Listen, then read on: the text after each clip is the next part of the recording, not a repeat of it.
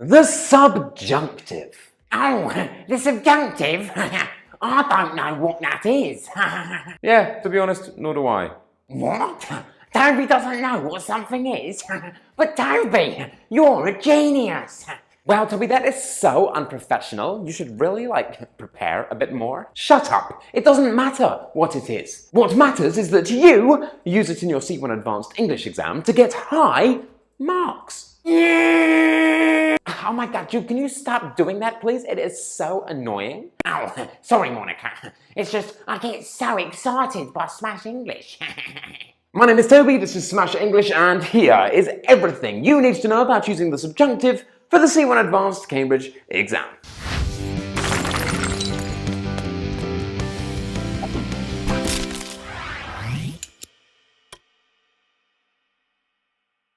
Okay, so Toby, what is the subjunctive? Well, I looked on Wikipedia. Toby, Wikipedia? That is your research? Yes, Monica, it is. And it said that in English, the subjunctive mood is a grammatical construction recognizable by its use of the bare form of a verb in a finite clause that describes a non-actual scenario. Obviously. What? I don't know. Okay, so basically, we use the base form of a verb instead of using the third person form with S. We break the grammatical rule on purpose. Another example is when we use were instead of was. We're breaking the grammatical rules on purpose because we're rebels. Toby, why would I want to do that? Well, let's focus on the uses of the subjunctive that you already know. You probably use the subjunctive all the time, and you don't even know that you're using it. And that's because you are very, very intelligent. Well, some of you may be intelligent, at least. God, at least one of you must be intelligent. Yeah? Yes.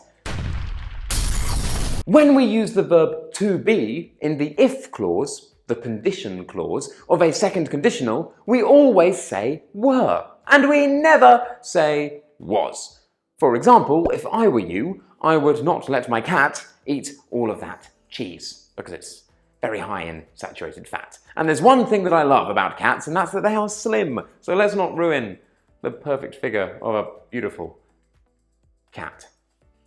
The point is, instead of saying, if I was you, we have said, if I were you. And this is the subjunctive. We are using it to emphasize that we are talking about an imaginary situation. A situation that exists in here, but not out here. But does anything really exist out here if it's not already in here? I don't know. Do we know anything? Perhaps not. So the subjunctive is to say something's not actually real, like fairies and unicorns and yeah, sure. Okay, so if I were a unicorn, I'd run around and dance in a pink field all day eating candy because I love candy. And I'd have lots of unicorn friends, and we'd call ourselves the unicorn friend gang of love and light. Because the most important thing to a unicorn is friendship. Am I right? Yes, exactly. And if you want to know more about using the second conditional, because you're thinking, I know a bit about it, but I want to know everything about it, well, I have a fantastic video all about it, with all the details you could possibly need to know for both the B2 First and the C1 Advanced Cambridge exams, right here. If I were you, I would watch it after this video though, because this video is also bloody great. We use if only and I wish, plus the past simple, to talk about imaginary present situations that we desire. And similarly to the second conditional, whenever we say be after I wish and if only in the past simple form, we never say was. We always say were. And again, this is because we are emphasizing the imaginary aspect. We are emphasizing that the situation we are describing is unreal. And that is really cool. For example, I wish I were not here talking to this camera. In fact, I wish I were talking with my friends, but there is one problem there. I don't have any friends, and so I talk to the camera instead, and I pretend that the camera is my friend. But the camera does not reciprocate my feelings, because it's an object, and objects have no feelings.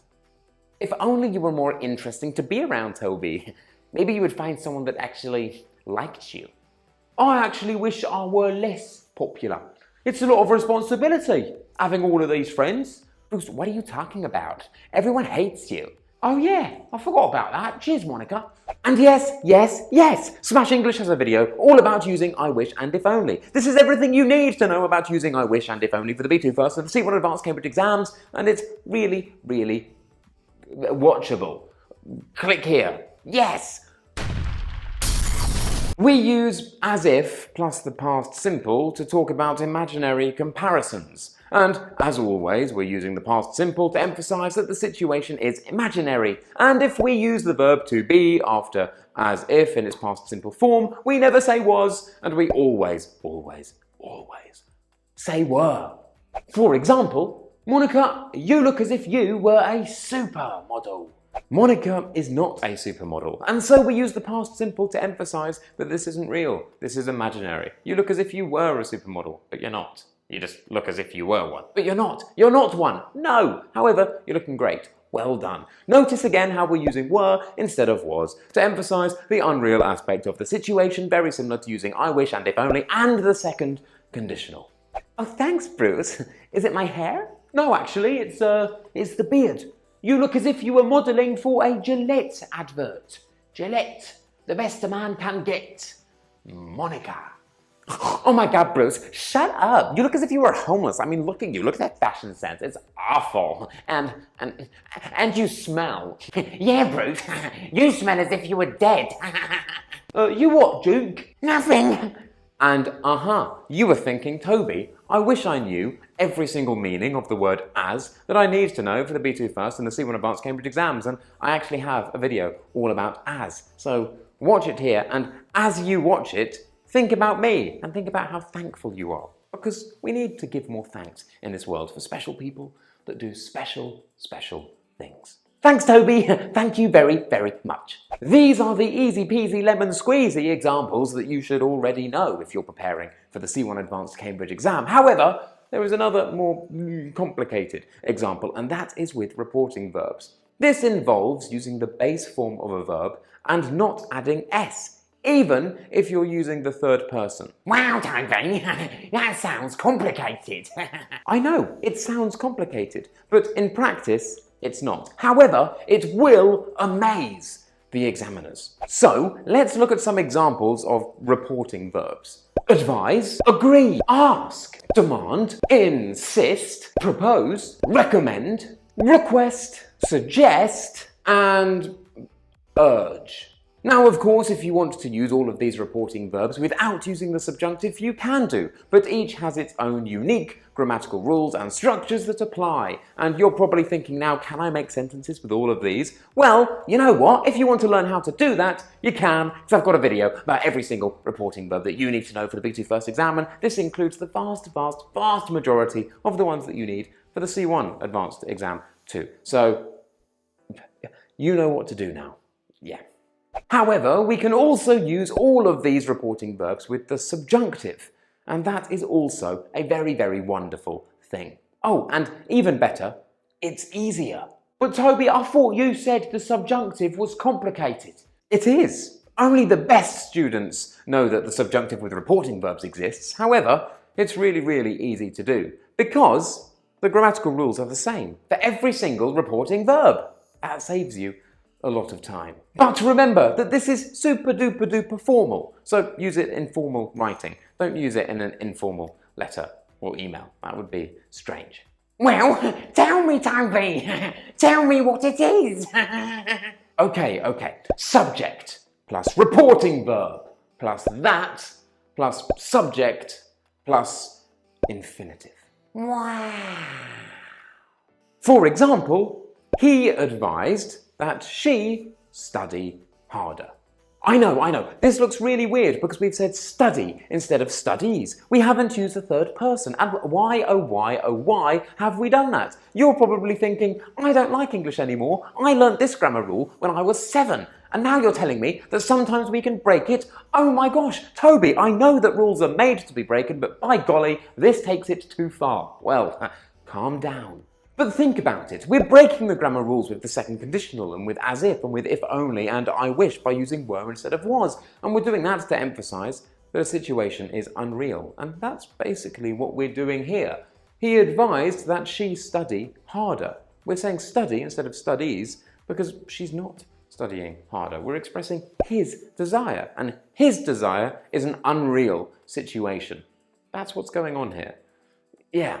But remember that this is super duper duper formal, so you should use a structure like this in a letter of application or a letter of complaint or perhaps an essay, maybe a review or a proposal, but don't say it to your friends, right? I recommend that she go to the shop tonight with me. You could do, but it's a bit weird. Keep it formal. This is formal. Formal! Let's look then at some more examples. I urged that he wake up earlier. She insisted that I bring more cake. We recommend that he change his behaviour. I ask that he remember to bring his pen to the party, because every party needs a good pen. That's what I say, anyway. Mr. Toby, can I have a go? Yeah, go ahead. Yeah, I insist that Smash English provide me with avocado and sushi every single day for lunch and dinner. Oh yeah, and salmon for breakfast. I love salmon, it's so nice. Yeah, and I demand that Toby pay for my beer. Yeah, I do. Well, I request he pay for more. We often commonly use these reporting verbs in the subjunctive combined with the passive. I demand that the service be improved. The company insists that helmets be worn on site. I urge that Smash English be watched at least 2 times every single day. Yeah, seriously, that is very, very important. And there we have it. That was everything that you need to know about the subjunctive for the C1 Advanced Cambridge exam. Wasn't that fun? That was fun! Yes, it was. If you liked the video, don't forget to smash that like button, subscribe if you haven't already, leave a comment down below. My name is Toby, and this was Smash English.